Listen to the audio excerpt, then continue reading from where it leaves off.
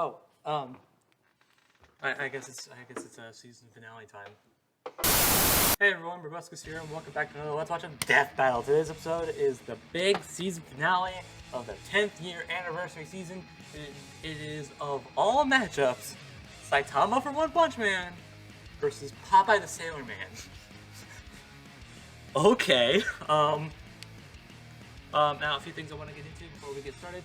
First off, yes, I have not done anything about this freaking light yet. Please ignore it. And also, once again, I'm going to make sure to get better at this. There should be a link in the description below. You can go watch the actual episode yourself. My mic is over here.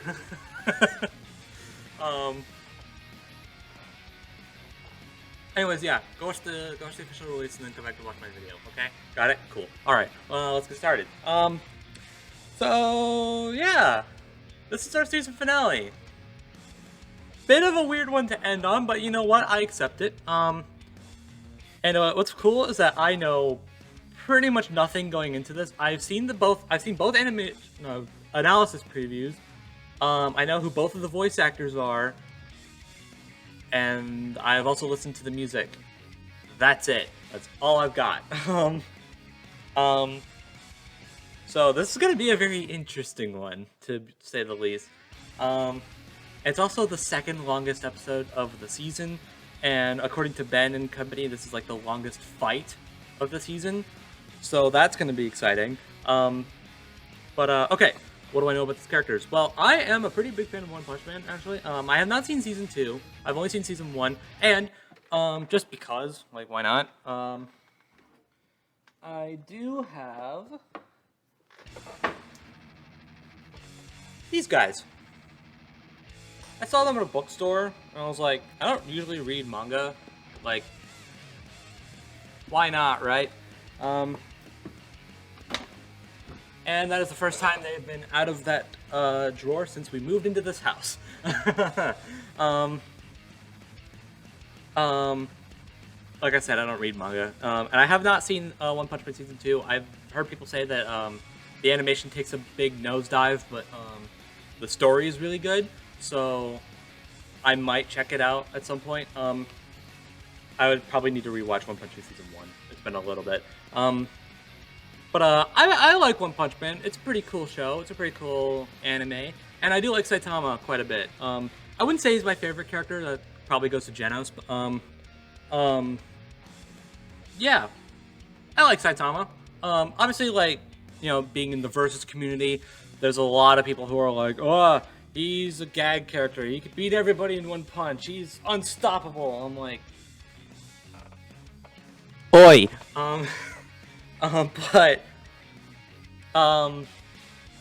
First off, he is not a gag character. I'm just gonna say that now. He's a parody, but those are two very, very different things.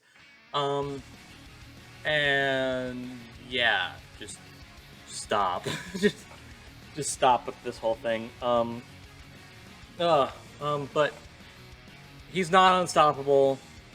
That much I think should be clear. But regardless, despite the annoyances of people being like that, I do still really like Saitama as a character. As for Popeye, well, okay, I'm an American. I think every American in the history of America should know who Popeye is.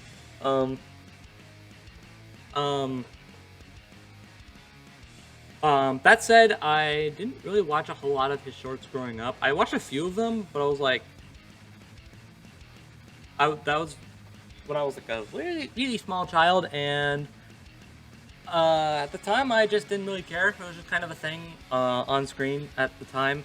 From what I remember, I don't remember hating Popeye, so that's fun.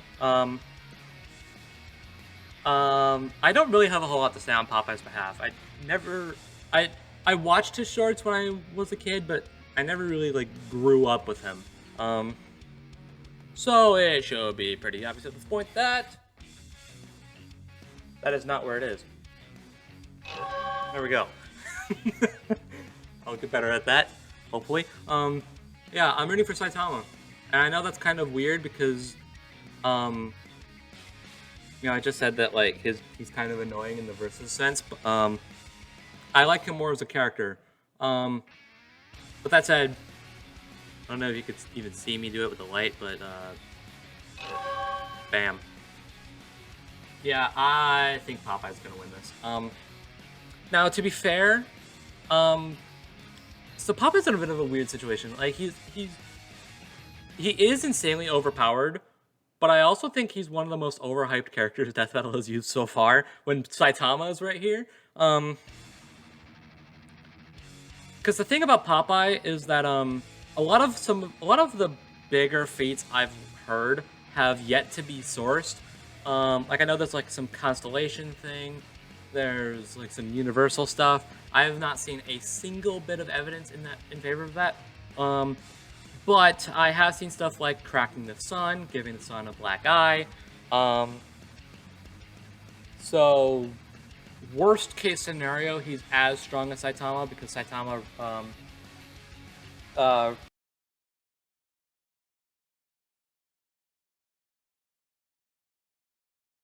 okay, where was I? Okay. Saitama has redirected a shot that could destroy.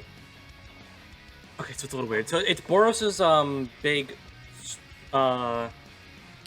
screw you energy blast at the end of season 1. Basically, so there's a lot of different like translation things for that. Like I think one thing said that like it could wipe out the surface of the planet, which would be multi-continent level. Something said that like it could destroy a planet, which is obviously planet level. But I've also heard like there's a bit of a translation thing where like the symbol for planet could also mean star. So in that case it'd be star level. So worst case scenario is Popeye is as strong as Saitama. I think I haven't been keeping up, but I think Saitama might be faster. But then you bring in Toon Force, and it's kind of a GG's. Popeye has stuff like Transmutation, Resisted Existence Erasure,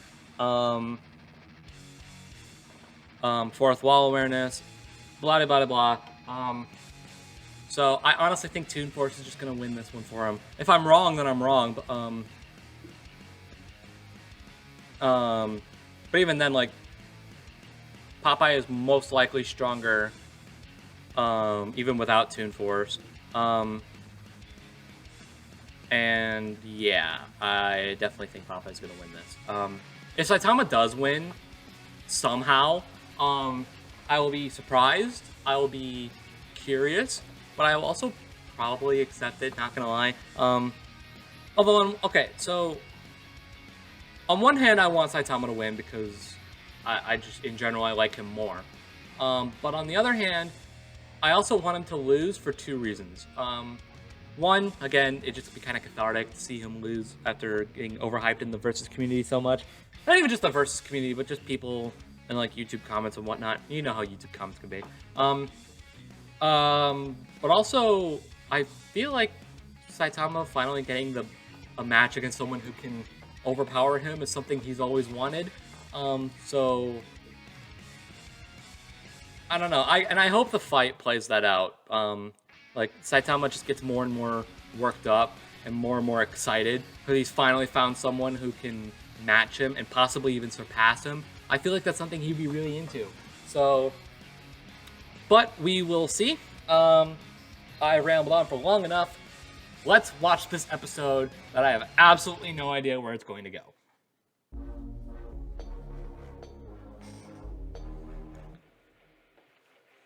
Hard to believe we were already at the end of the season. Saitama, the One-Punch Man. Popeye, the Sailor Man. East versus West. Old versus new. Healthy eating versus basic exercise. These 2 warriors may seem ridiculous, but their unassuming exteriors belie impossible strength.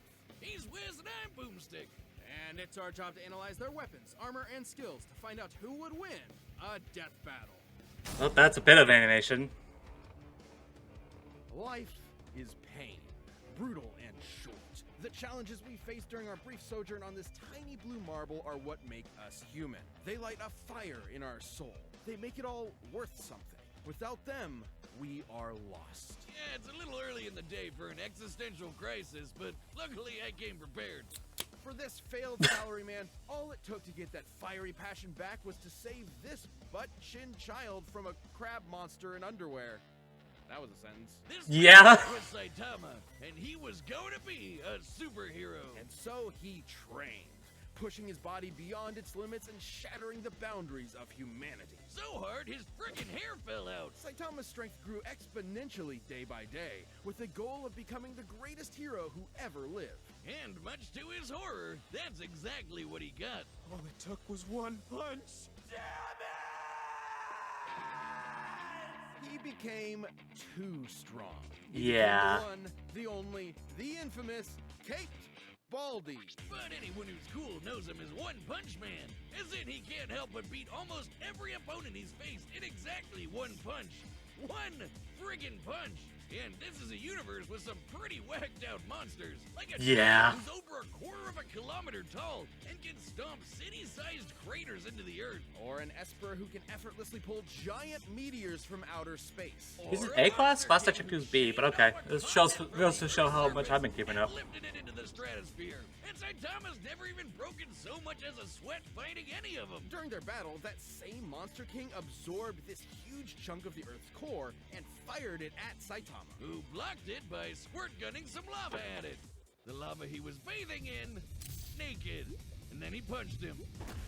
Surprise. Saitama's created after images just by hopping side to side, defeated a martial arts master with his butt, and survived the inhospitable vacuum of space after being kicked all the way to the moon and before jumping back to Earth in about 16 seconds. That's 8% the speed of light. Kinda like the time he blocked attacks from this alien dude who stated to move near light speed or punch so fast his fist starts to blue shift. You know, that thing that happens when you approach the speed of light? Saitama utilizes his absurdly superhuman strength and speed with techniques like his devastating normal punch.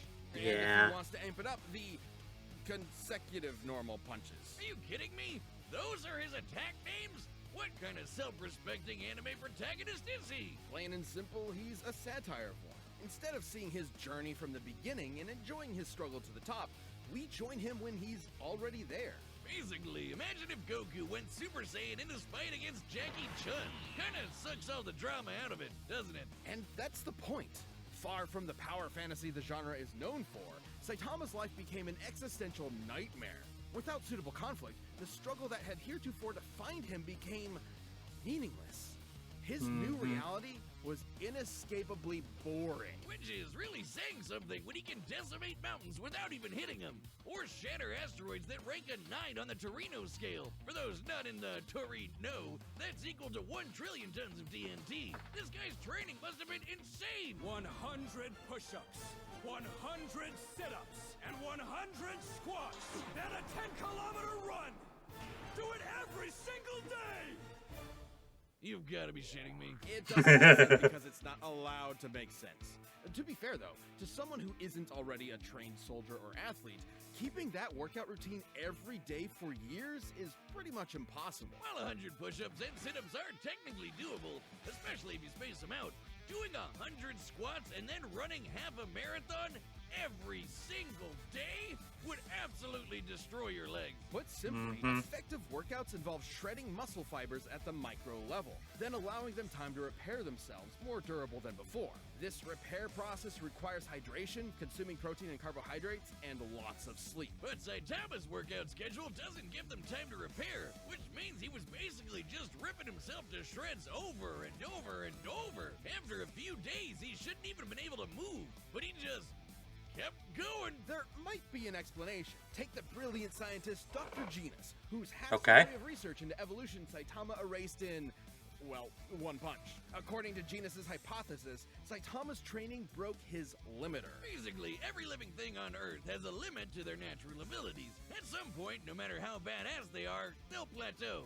Wait a minute. Have I peaked? I gotta go to the gym! Well, Saitama trained so hard, Okay. he literally defied the laws of nature and reality. He just breaks the logic of his world. He crushed the entire field of evolutionary biology in the palm of his hand. And while he has stated that his strength did eventually stop growing, it's pretty clear he's never gotten close to showing it off in full. Such as when he fought the godlike alien conqueror Lord Boros, and finally broke out his serious punch. A blow where he punches a little harder than normal. And reflected Boros' collapsing star-roaring cannon. That's an attack name. An energy blast that is an attack name. Friggin' planet. That's over 50 zetatons of TNT, like a quadrillion of the world's strongest nukes going off at once. Despite his obvious and overwhelming power, Saitama's accomplishments were never officially recognized, as if no one in their right minds could believe a psych ward Charlie Brown could save the world.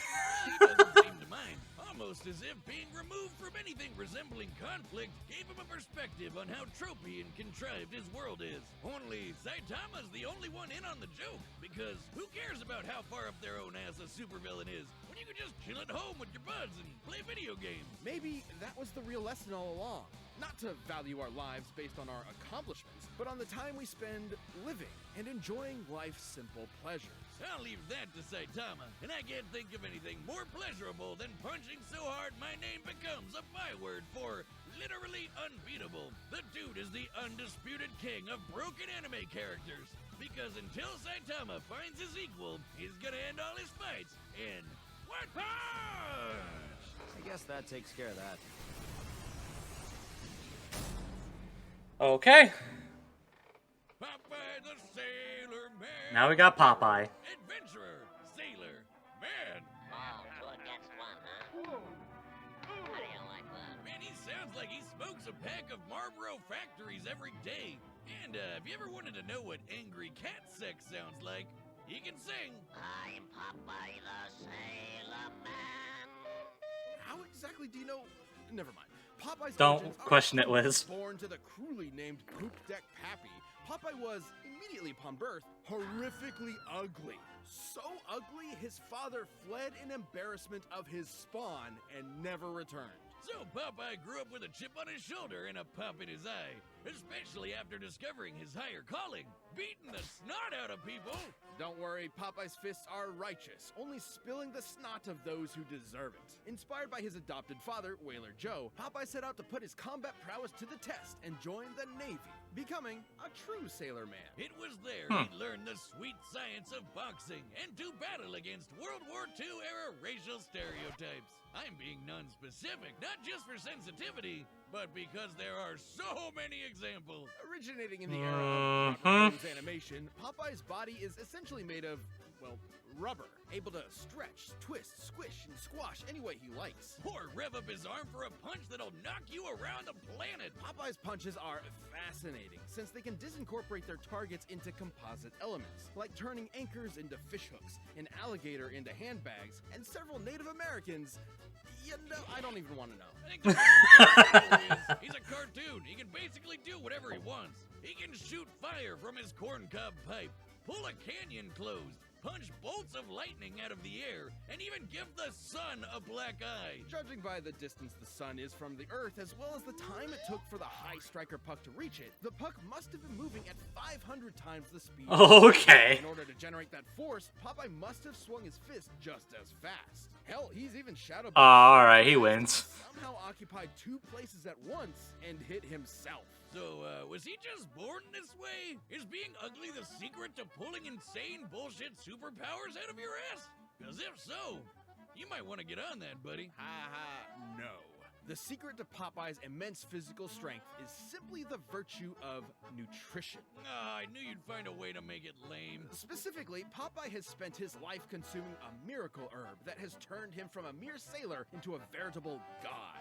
Spinach. Propaganda straight from the bean counters at Big Vegetable. You'll never get me to eat my greens, damn you! It's only animal flesh and grain alcohol for me! Originating in Persia, Spinacia oleracea is a leafy green nutrient and antioxidant-rich vegetable that can help prevent cancer and reduce blood pressure.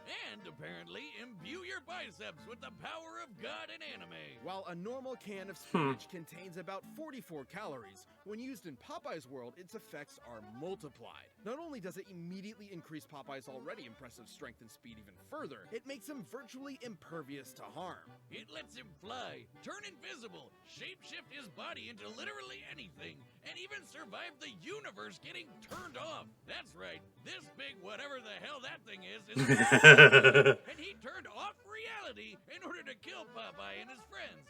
Because why not? Except guess what? Popeye was fine. Why? Because he eats his spinach. I wonder what its nutritional content is like. Let's find out with math. No! A single can of spinach in Popeye's world was once able to grow a beanstalk so tall it reached into outer space, all the way to a nearby solar system, and shattered this stylized yellow star.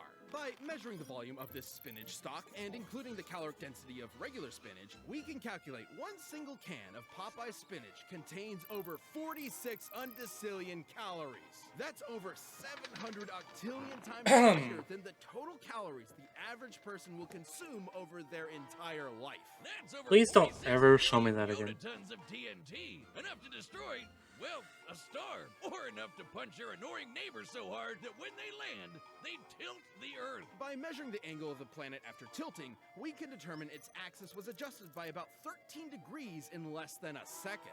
That's a speed of about 1.8 million meters per second. I wonder, is that enough to power a rocket ship so fast it travels backwards in time? Yeah, 'cause that happened. I only know of one type of herb that'll take you through time. Whatever kind of spinach it sure ain't normal. Not true. Popeye doesn't consume some special magical spinach. Any kind will do, even if it's handed to him by the audience in the real world watching his cartoon. He can summon cans to his side by whistling for them, praying to gods, painting them into reality, or just waving his hand. The dude has literally been disintegrated into nothingness. Then his nothingness grabbed a spinach can out of nowhere and ate it. Nothing ate it. His nothing. And then he came back good as I don't know. He can even punch so hard he tears the film strip he's being animated on, or exit his cartoon to beat the shit out of his own animator. So Popeye's basically fought two different versions of God and whooped their asses. You know, he's a pretty chill broski, considering he's basically a spinach-eating Lovecraftian nightmare. But he's always down for a scrap. So if you decide to antagonize him, be aware you're messing with one of cartoon's all-time heavyweight champions. And for your own sake, eat your fucking vegetables. Popeye the Sailor Man. All right, the combatants are set. We've run the data through all possibilities. It's time for a death battle! And pause.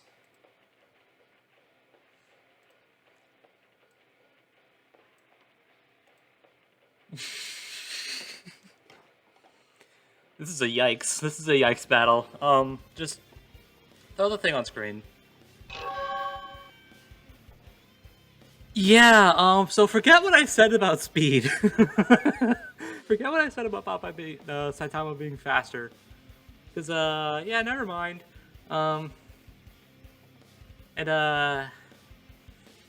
Yeah, so Popeye can destroy a star. Saitama can destroy a planet.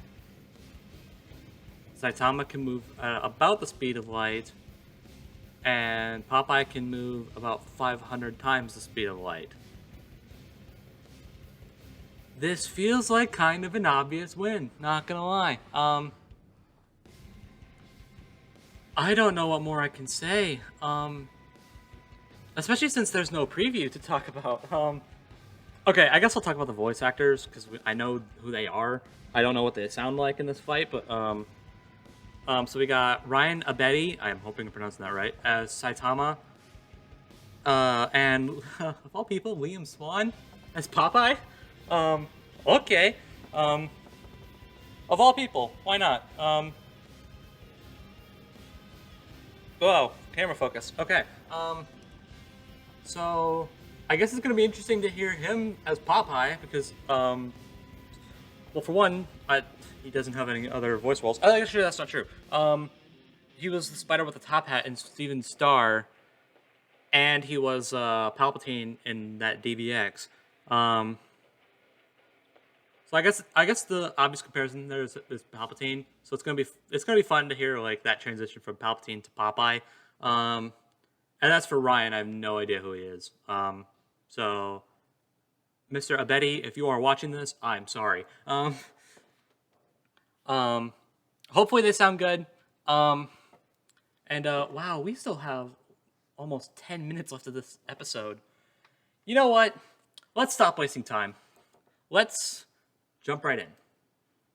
Season finale time. 3, 2, 1, play.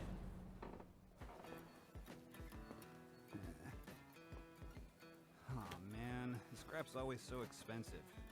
No thanks. Guys, can't stand no one bad-mouthing me spinach. Put 'em up, yes, big palooka. Whatever. Hey, voice actors do sound pretty good. We're starting off hand-drawn. Am I to expect a...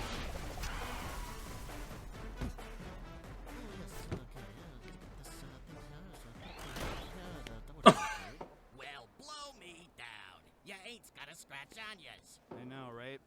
Overwhelming strength is so boring. I can't read that.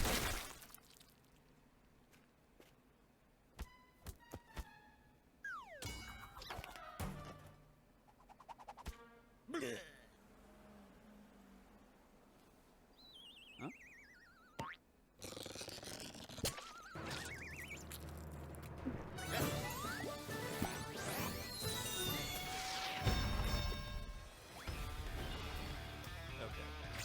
A little bit more interesting now.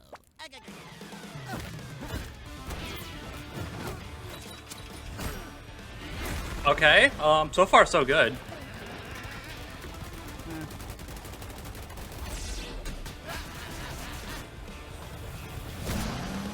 I wonder who's the animators on here. Oh, okay. We are transitioning art styles.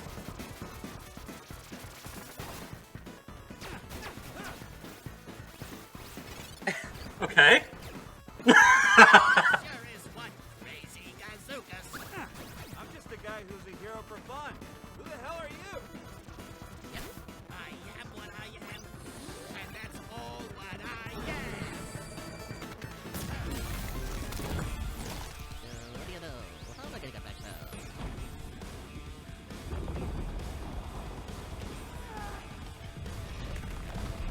Okay.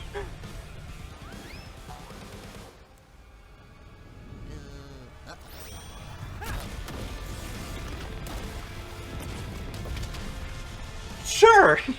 Punch through the... Oh, okay. Devil Artemis time.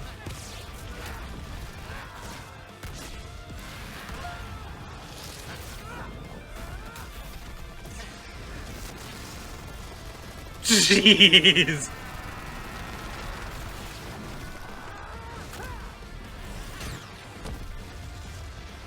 Screw that planet, I guess.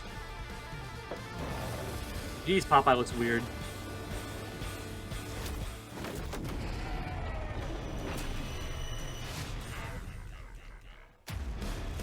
Amazing! This is amazing! How did you get so strong? I eat me spinach. This Popeye model is cursed. Oh my gosh. Okay.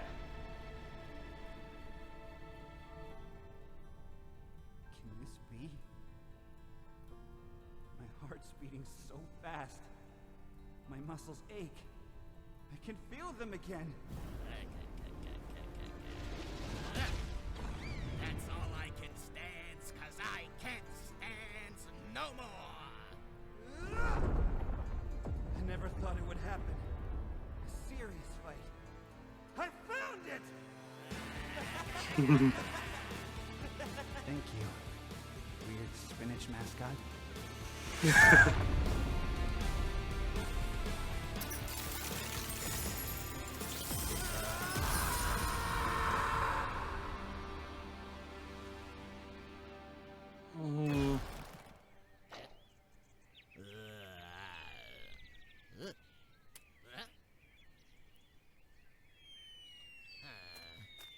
What? He took a big gamble, but now he is scrambled. I'm Popeye the Sailor Man. Oh my gosh. Well, I guess you could say that fight was over easy. Wait, except isn't Saitama's whole gag that he can't lose? It is, but it's more nuanced than that. Despite breaking his limiter, Saitama's strength isn't limitless. He's said so himself. Breaking his limiter meant his potential strength was likely infinite, but there's nothing left in his world powerful enough to push him to get stronger, like a bodybuilder stuck with 5-pound dumbbells. He also doesn't possess some magical ability to kill someone in one punch regardless of effort. Powerful adversaries like Boros and Garo have survived his blows repeatedly, albeit briefly, and he's never met anyone quite like Popeye the Sailor Man. According to the mangaka, One Punch Man's gag is that Saitama is an anime protagonist at the end of his series, slept in at the beginning of his series, where he's too strong to have a challenge. So, if we know Saitama's strength does have a limit, what is it? We know he can deflect Boros' planet-destroying blast, but he was clearly super casual about it. He may have called it his serious punch, but that's the joke. He's only now getting kind of serious. In order to get as generous a number as possible, let's assume Saitama was exerting the least amount of effort he could to throw that punch. Since he's still technically a human, we can assume the ratio between the least amount of effort possible and the most is relatively consistent with other humans. Let's just say he burned the equivalent of only 1 calorie relative to the strongest punch ever recorded, which was over 1,000 joules. For reference, the average person burns about 1 calorie a minute doing absolutely nothing.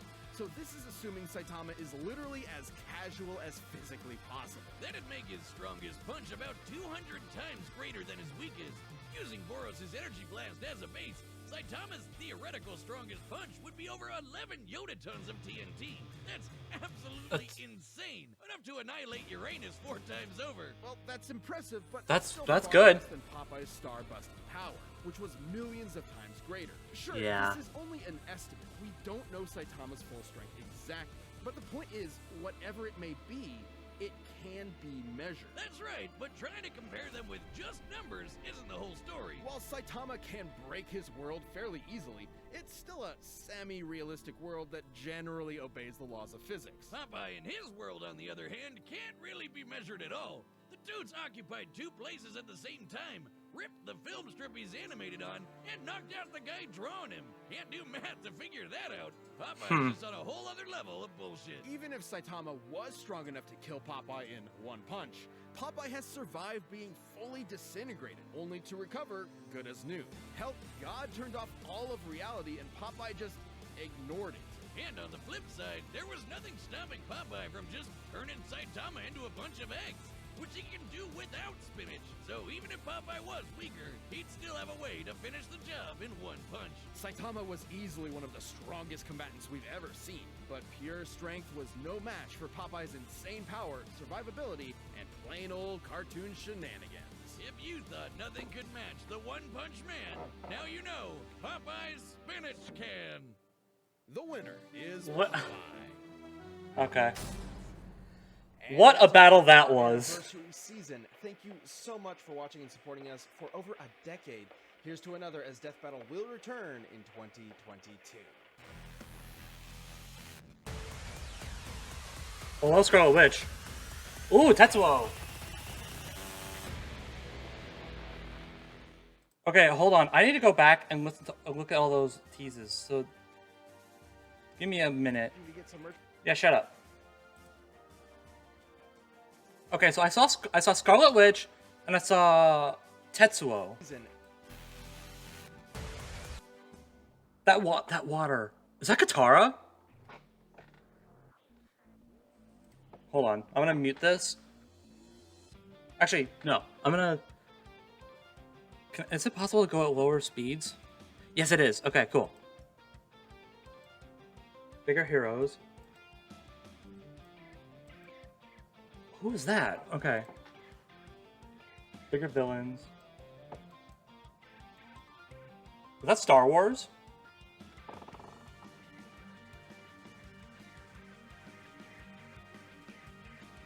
That was a slave... Wait, hold on. That was a slave 1.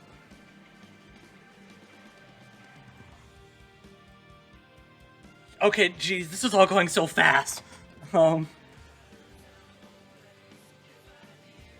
Bigger villains, and that looks like Star Wars. Is that Grievous? I don't think that's Grievous. That water. That's not Katara. That doesn't have that art style. Okay, so that's definitely Scarlet Witch.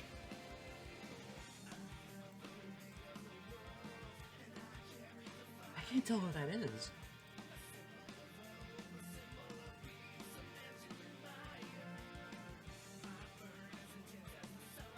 Wait a minute.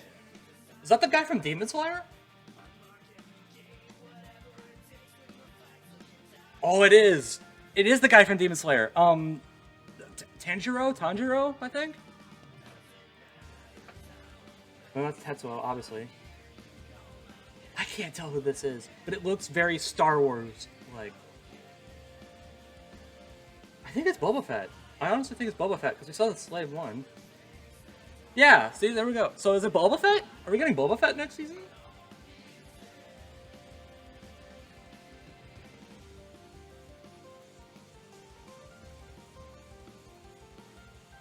Okay, give me a minute. I'm going to check the Discord.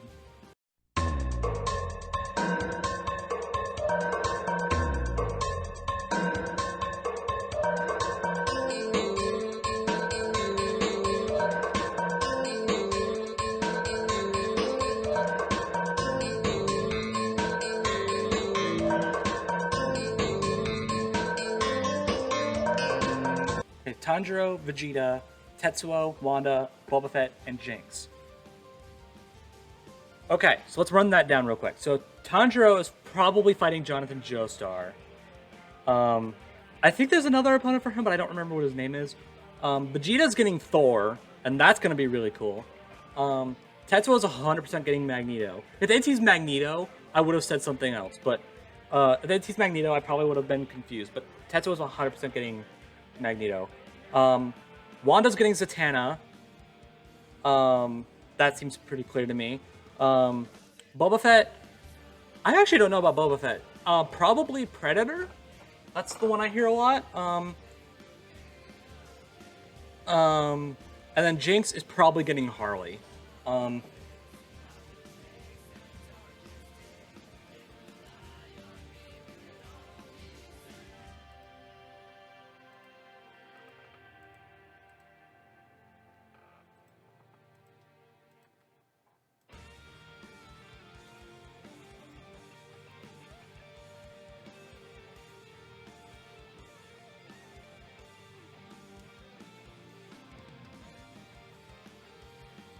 Some people are also saying Slade is showed up, but I can't.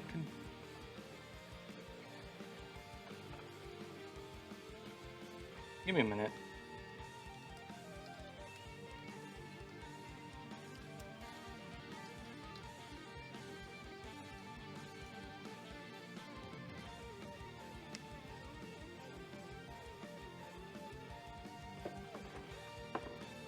Oh, Boba looked like him. Okay. They saw Boba and thought it was Slade. Got it. Okay. That makes sense. Okay. So, yeah, that's gonna be interesting.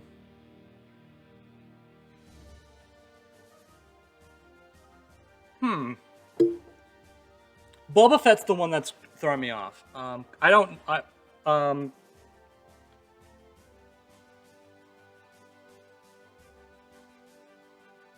Okay, so to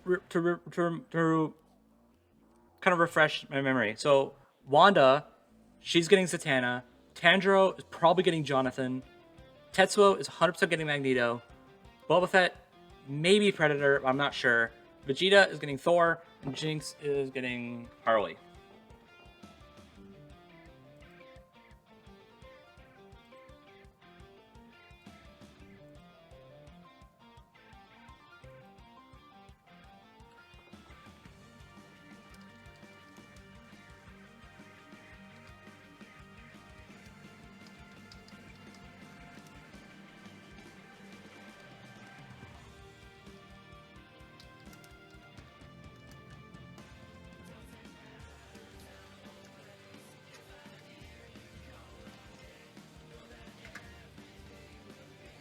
Okay. I'll analyze that a little bit more off screen, but I need to talk about this death battle. That was insane. That was legit one of the most insane episodes I've ever watched.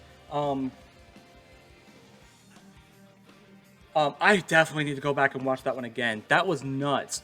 And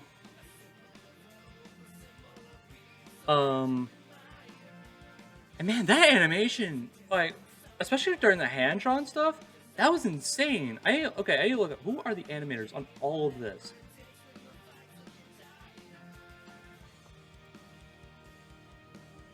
I'm still going at it.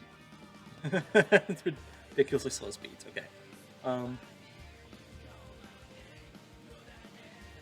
Okay, so the 2D animation was the Rooster Teeth team. Okay, makes sense. The 3D animation was Devil Artemis, and the sprite animation was the sprite guys, mostly Gus and Luis. Okay, cool, awesome.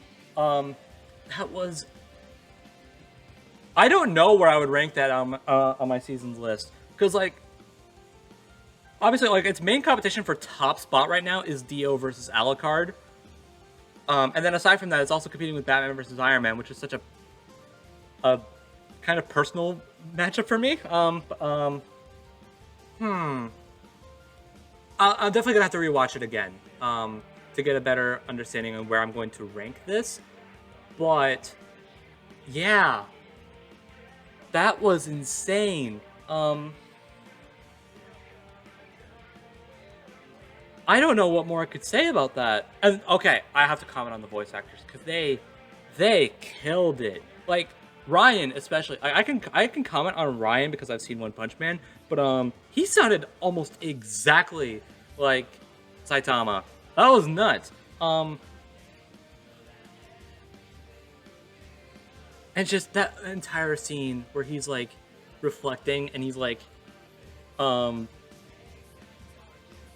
he's like, my blood is boiling, my muscles are sore, or whatever that whole monologue was. That's like the one thing I wanted out of this fight, as well as the thank you. We got the thank you. Oh my gosh, I'm so happy that we got that.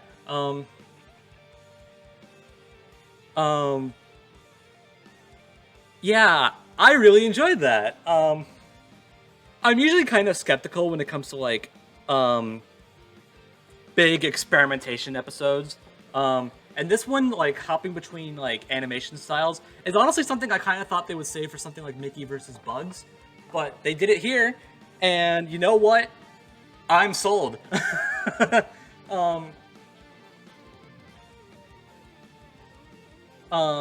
was really, really good. I guess if there's, like, one thing I can, like, comment on, and this might have been intentional, but that Popeye model during the 3D segment was really cursed looking. That was probably intentional. I don't know. But man, I don't know how I feel about that. And if it was intentional, then all right, I have no complaints. Yeah. So I don't really have much I can say on this one, to be honest. Like this one was definitely really like. So having listened to the music beforehand made this really weird because like the actual OST starts like 2 minutes into that animation or something. Like,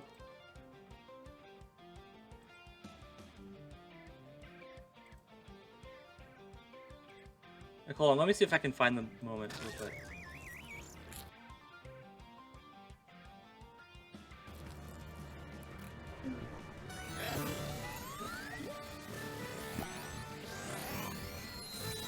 Oh, I'm still going at this.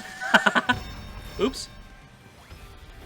That's where the music starts, right there. Okay.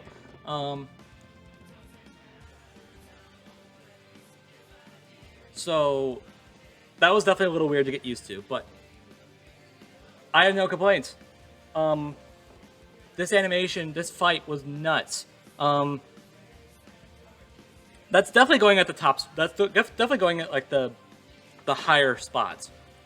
Which one specifically, I don't know, but yeah, that is definitely finale worthy. No questions asked. That is definitely finale worthy. So, props to you, Death Battle. And here's where things get deep. Just I big congratulations to these guys for lasting for 10 years. Now 11 years. They definitely deserve to go on for this long, and what a note to end on for their 10-year anniversary season. So Ben, Chad, everyone else, if you're watching this, I don't know if you are, chances are you're probably not, but if you are, I just want to say thank you. And a huge congratulations to everybody who was ever involved in this show for this long. That's really it.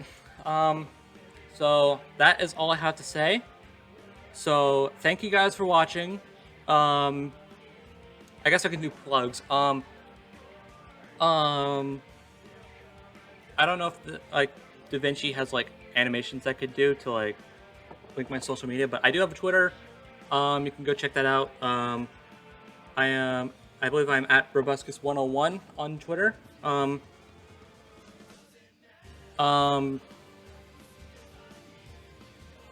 Check out my reviews. I do a lot of video game reviews. I'm gonna try to keep going with. I'm gonna try to keep rolling with those now that my time with Death Battle this year is over.